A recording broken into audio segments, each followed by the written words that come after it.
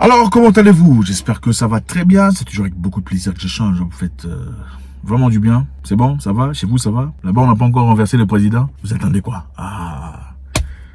On va faire ça pour commencer. C'est toujours avec beaucoup de plaisir, vous savez. On fait ça. C'est fait. S'il vous plaît. Merci. Victoria Nuland, diplomate américaine, très expérimentée. Je pense que vous avez déjà vu, déjà entendu parler certainement dans le passé, dans l'une de nos vidéos. Elle a fait un commentaire très perturbant. Ok, je pense que il est important que voilà. Évidemment, c'est en anglais, on va essayer de décortiquer un tout petit peu ensemble. Ok, on va faire ça. C'est bon? Super. On y va. But he's not. Russia's not crippled. It continues to press this war aggressively. Ici, on lui pose la question de savoir sur la Russie. Comment ça se fait que la Russie est toujours debout? Parce que initialement, évidemment, on pensait que la Russie serait à genoux, la Russie serait asphyxiée avec les sanctions qui lui a été soumises. Qu'est-ce qui se passe? On va jouer l'entièreté de la vidéo, et puis on va rentrer un peu en arrière, et là, je vais décortiquer. Je ne ferai pas de pause. On y va. What more can you do as we hit this first anniversary to limit their ability to wage this war?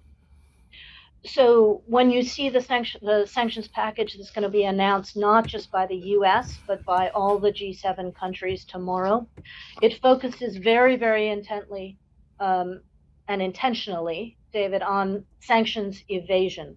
So what the Russians have done, and all countries work hard to try to adapt to sanctions, is that they are using third countries to try to evade the sanctions we've put on. For example, they are importing 1,000% more laptops, iPhones, dishwashers from third countries, not because they need to, work at home on their laptops, but so they can cannibalize this machinery to get the advanced chips that we have denied them so that they can make more rockets, etc. So this is not about helping the Russian people or the Russian economy. It's about the war machine.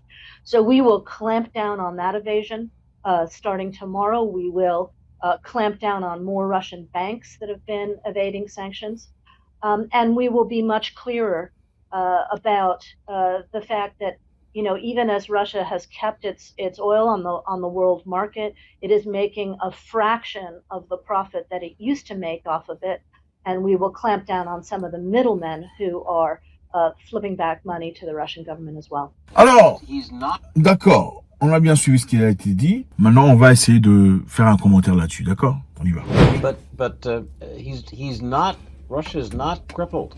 It continues to press this war aggressively. Again? La Russie n'est pas agenouillée. What more can you do as we hit this first anniversary? Qu'est-ce qu'on peut faire pour agenouiller la Russie? To limit their Après un an de guerre. ability to wage this war. So when you see the sanctions package that's going to be announced not just by the U.S. but by all the G7 countries tomorrow. Il prépare encore des sanctions. Sanctions. Zimbabwe, sanctions. Jusqu'à aujourd'hui, les Zimbabwe, curieusement. Continue. It focuses very, very intently and intentionally, David, on sanctions evasion.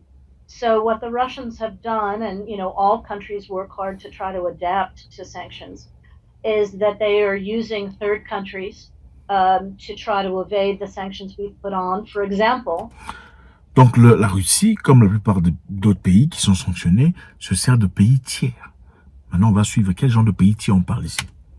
They are importing 1,000% more laptops, iPhones, dishwashers from third countries.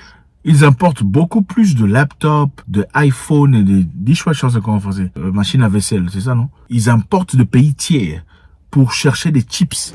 Not because they need to, work at home on their laptops, but so they can cannibalize this machinery to get the advanced chips that we have denied them. C'est pour avoir des puces d'ordinateur, pour fabriquer des canons, des missiles, des roquettes, pour qu'on en a besoin, parce qu'évidemment, pour envoyer des missiles à un target, à 1000 km, à 2000 km, il faudrait évidemment un processus. Ces missiles ou roquettes seront tirés à 1000 km de distance, mais doivent impérativement trouver leur cible. Il faudrait un niveau d'informatique. Mais les États-Unis et les pays européens, dans le passé, la Russie a acheté ses puces informatiques de l'Europe et beaucoup d'autres organisations. Mais il y a eu sanctions. Comme il y a eu sanctions, on ne vend plus aux Russes. Ils s'attendaient à ce que les Russes soient en carence, c'est-à-dire en difficulté d'avoir des puces. En étant en difficulté d'avoir des puces, ils n'auraient donc pas la capacité de pouvoir fabriquer d'autres missiles et d'autres roquettes. Mais malheureusement, les Russes intelligemment, pour battre les sanctions, ont commencé à acheter les puces des pays tiers. Et là, elle ne dit pas. Les pays tiers dont on parle, c'est quoi? La Russie est en train d'importer beaucoup d'ordinateurs, des dishwashers, des machines à vaisselle, des iPhones, de tout ça venant de l'Afrique. Donc, quelques pays africains sont en train d'envoyer en Russie et aussitôt que ça arrive en Russie, on prend les maquettes, on désarticule, on déculotte l'histoire et on place les puces à disposition pour les créations des missiles, des roquettes et de tout le bazar.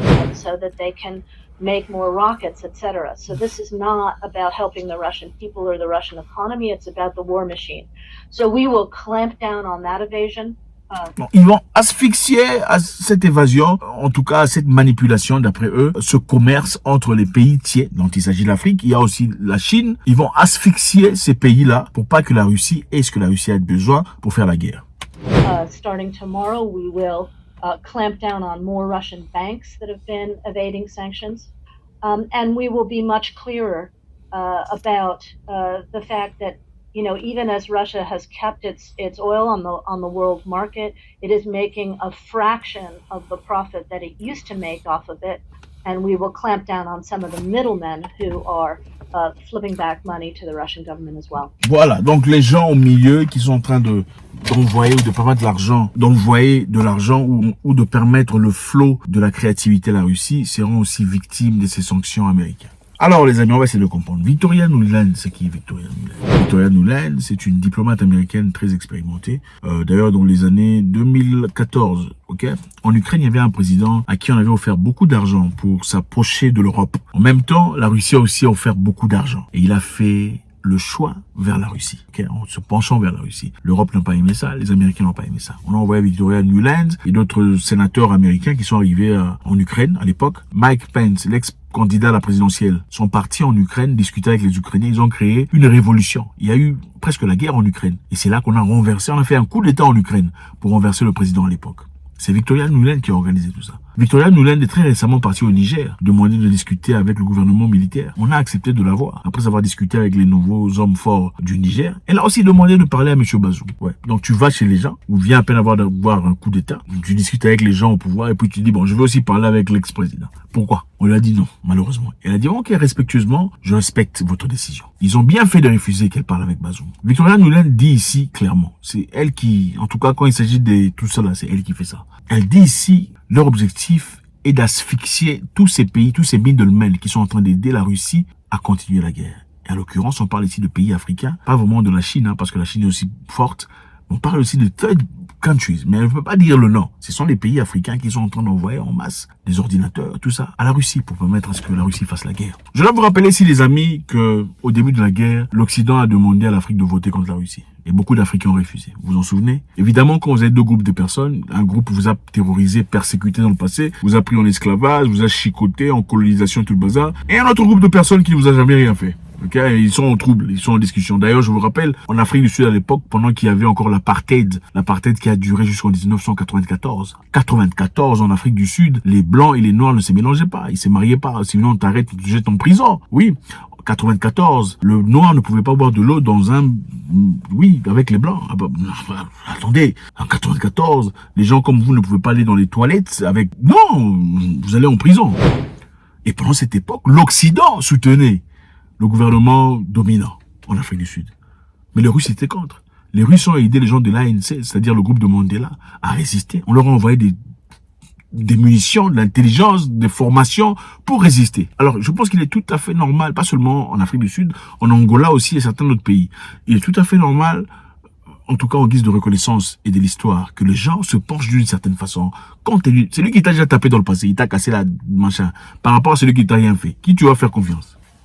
C'est clair.